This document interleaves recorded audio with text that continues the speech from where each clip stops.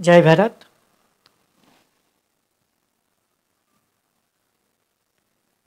सवाल है, दुनिया में जितना भी आप धन कमाओ, कोई ऐसा धन है जिसके जरिए आप खुद को मुक्ति करा सकते हो, आप खुद का मुख्य करा सकते हो? ऐसा कोई धन नहीं है।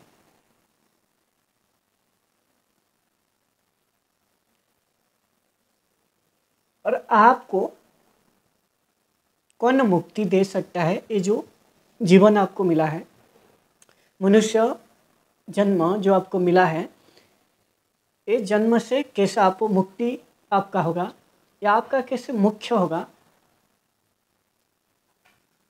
इसी का ऊपर बात करेंगे। और कौन दे सकता है? और ये चाणक्य नीति का अध्याय 15 में बोला गया है। आपको थोड़ा बहुत मालूम होगा कौन आपको दे सकता है मुक्ति। आप बोलोगे गुरु या सदगुरु। अभी जो मैं बोला सदगुरु, सदगुरु आपका और आपको मुक्ति दे सकता है। और यही चाणक्य नीति भी कहता है। चाणक्य नीति कहता है, इस दुनिया में वो खजाना नहीं है। खजाना मतलब धन, आप इधर समझिए, जो आपको आपके सदगुरु ने जो ज्ञान दिया है, जो ज्ञान का एक अक्षर आपको सिखाया है या दिया है, उसका कर्ज से आपको मुक्ति करा सके। दुनिया में ऐसा कोई भी चीज़ नहीं है, कोई भी ऐसा धन नहीं है। जितना भी आप धन कमा लो, सदगुरु जो ज्ञान आपको एक दे देता है, आपका मनुष्य जन्म से कैसे आपको मुक्ति मिलेगा, कैसे आपको मुख्य करोगे ये जीवन से खुद को, जो बार बार आप जन्म लेते हो, उस जन्म से कैसे खुद को मुक्ति करा सकते हो, ये जो ज्ञान है ना, ये ज्ञान सदगुरु बताते हैं। और ये जो ज्ञान का जो एक ज्ञान आपको सदगुरु दिया है मुक्ति का, उसके लिए जो अक्षर या जो भी आपको सिखाया है, उसका जो वाणी है, उसका ज्ञान का मूल्य आप दुनिया में कोई भी ऐसा धन से आप चुका नहीं पाओगे।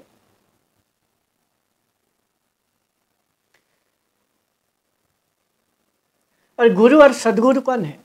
आपका दिमाग में आएगा, गुरु वह है जो आपको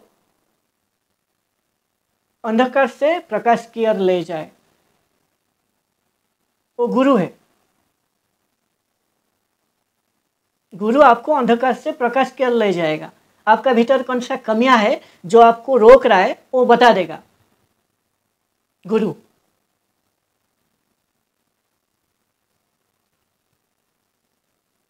जैसे आपका माता पिता गुरु, पहला गुरु, आपको पढ़ाने वाला वो गुरु है। कोई संगीत गुरु है, कोई डांस गुरु है, कोई अलग अलग क्षेत्र का गुरु होते हैं। ये आपका भीतर जो कमजोरी है उसको कैसे दूर करके आप उस क्षेत्र में कैसे सफल होंगे, वो गुरु आपको बता देंगे। लेकिन जो सदगुरु है ना, सदगुरु का मतलब है सच्चा गुरु या सत्य का गुरु आप कह सकते हो। जो सत्य क्या है पूरा संसार में जो जान चुके हैं, वो सदगुरु है। सदगुरु आपका जीवन में और आपका जीवन के लिए जो सत्य है, आपको ये जो जीवन मिला है ना, ये जीवन का मूल्य क्या है, इस जीवन का अर्थ क्या है, वो सदगुरु आपको बता देते हैं। और ऐसे सदगुरु आपको आपका ये जो मनुष्य जन्म से कैसे मुक्ति आपको पाना है, कैसे मुख्य पाना है, ये सदगुरु बताते हैं। इसीलिए आप किसे मुक्ति की तरफ आप खुद को लेके जाओगे, और मुक्ति वही चाहेगा जो यंत्रणा में होगा। और यंत्रणा क्या है? जब आप शरीर में रहते हो शरीर में जब तक आप जियोगे तब तक आप यंत्रणा में जियोगे। शरीर में जीना मतलब यंत्रणा में जीना। शरीर में जियोगे, यंत्रणा में कैसे आप जियोगे? कैसे आपको यंत्रणा मिलेगा? आपका सवाल आएगा। देखिए, जब आप शरीर में जीते हो ना, आप ये पूरा संसार में जो विषय वस्तु है, मान लीजिए नारी भी एक विषय है, धन भी एक विषय है, गाड़ी भी एक विषय है, घर भी एक विषय है, कोई भी चीज़ आप जो भी आपका जीवन में यूज कर रहे हो, जिसको देख के या स्पष्ट करके आप अनुभव लेते हो, वो भी विषय है।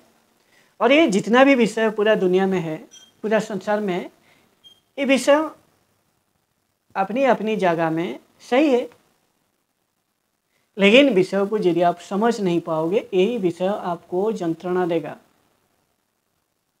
एक नारी आपको मुक्ति की तरफ लेके जा सकता है और एक नारी आपको जीवन भर यंत्रणा देके आपका जीवन को खत्म भी कर सकता है।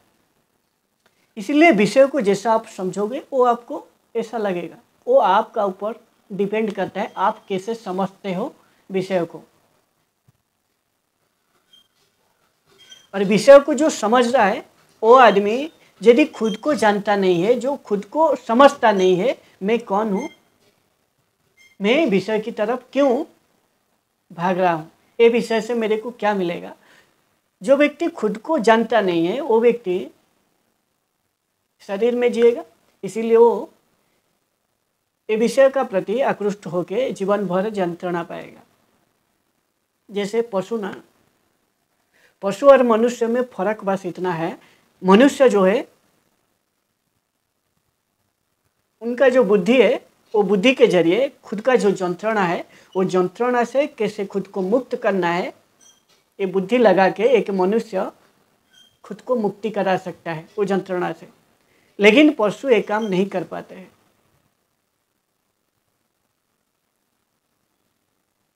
वो जितना उनका शरीर को खाली बचाने के लिए जितना चाहिए उतना ही करेंगे, यंत्रणा मिलेगा भी उनको कैसे मुक्ति पाना है, पूरा वो जीवन से वो खुद के लिए सोच नहीं पाते, बुद्धि उतना नहीं है उनका। इसलिए जो मनुष्य जन्म है ना, यही जन्म एक ऐसा है जो आप खुद को जान के आपको मुक्ति की तरफ यानी मुख्य की तरफ लेके जा सकते हो। और मुख्य क्या है जो उपनिषद बता रहा है, जो अहंग भाव है ना, जो आप खुद को कर्ता का रूप में विचार करते हो, देखते हो मैं करता हूँ, इसीलिए जो अहंग भाव आपका भीतर आया ना, मैं सब कुछ हूँ, मैं सब कुछ कर रहा हूँ, मेरे को सब कुछ चाहिए, ये जो अहंग भाव आया, यही अहंग भाव आपको शरीर का कारण, आप जब शरीर में जियोगे आपको अहंग भाव आएगा। और अहंग भाव ये जो अविद्या है, ये जो संसार का अविद्या है, ये अविद्या आपका भीतर अहंग भाव पैदा कर देता है। और आपका भीतर जो विद्या है यानी आपको जानना, आपका प्रकृति को जानना, पूरा आपको जानना, इसी को विद्या कहा जाता है आध्यात्मिक भाषा में। विद्या मतलब ज्ञान, आपको जानना ये ज्ञान है। और यही विद्या ही आपको, ये जो शरीर आप कहते हो ना मैं कर रहे हो, मैं सब कुछ हूँ, इस शरीर के कारण। और आपका जो विद्या जब आप जान लोगे और आपका भीतर जाके आपका ऊपर ध्यान देके आपका साथ समय बिताने से आप जान पाओगे आपका भीतर कौन सा वो चीज़ है जो आपको बंधन में बांध रहा है। खुद अकेला जानना बहुत ही तकलीफ का काम है। खुद का साथ परिचित होना उतना आसान नहीं है। जिसका मन विचलित है वो कभी खुद को जान नहीं पाएगा। जिसका मन स्थिर है वही खुद को साथ टाइम बिता के खुद का ऊपर ध्यान दे के खुद को जान पाएगा। जिसका मन अस्थिर है वो कभी नहीं जान पाएगा।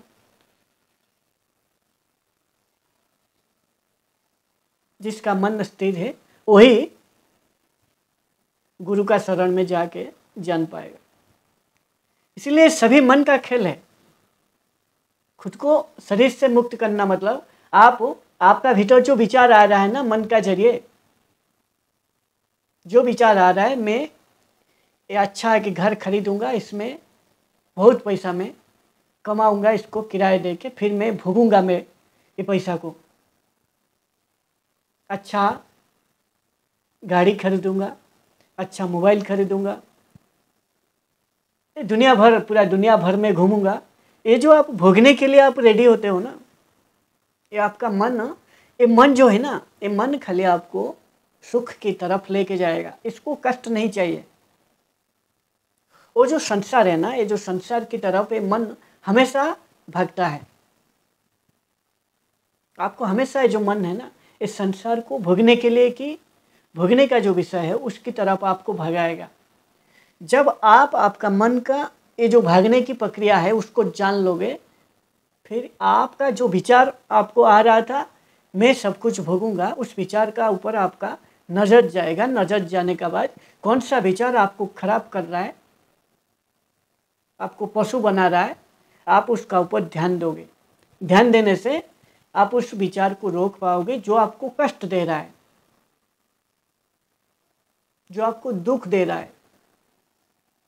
दुख क्या है? उपनिषद का ज्ञान का हिसाब से, ये सर्वसार उपनिषद का हिसाब से जो आपका अरुचि है, जो भी विषय वस्तु है आपका सामने, जिसका बारे में आपका अरुचि है, आपका पसंद नहीं है, वो आपको दुख लग रहा है। जो आपका रुचि है, जो चीज़ आपको पसंद लग रहा है, वो आपको सुख लग रहा है।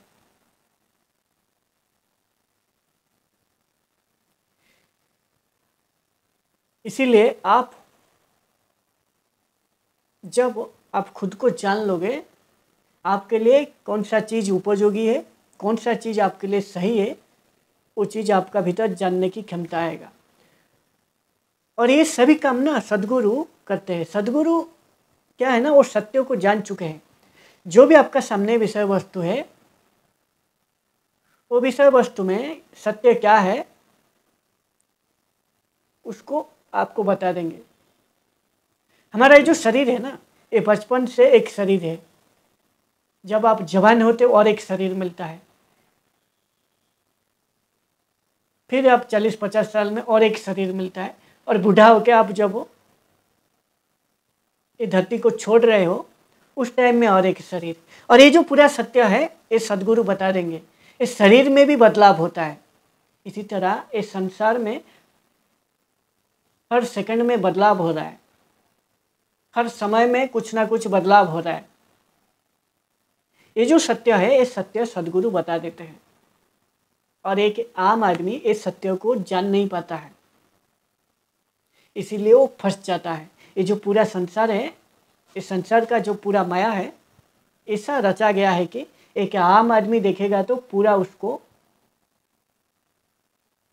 सत्य लग रहा है, लेकिन वो सत्य नहीं है। हमारा शरीर जो बचपन में जो शरीर था वो कहाँ चला गया?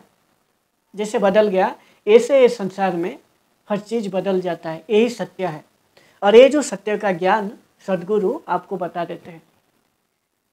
इसीलिए ये जो ज्ञान है, सद्गुरु एक अक्षर यदि आपको एक ज्ञान भी यदि बता देते हैं, उसका मूल्य इस संसार में कोई भी चीज़ चुका नहीं सकता।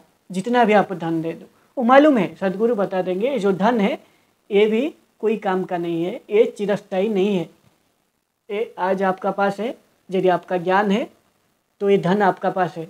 यदि आपका पास थोड़ा भी अज्ञान प्रवेश किया, बुद्धि आप हटा, आप यदि आप बुद्धि लगा नहीं पाओगे तो आप जितना भी धन आपका पास है वो सभी एक क्षण में डूब जाएगा। इसीलिए ये जो सत्य है धन को लेकर, ये सत्य भी सद्गुरु बता देते हैं।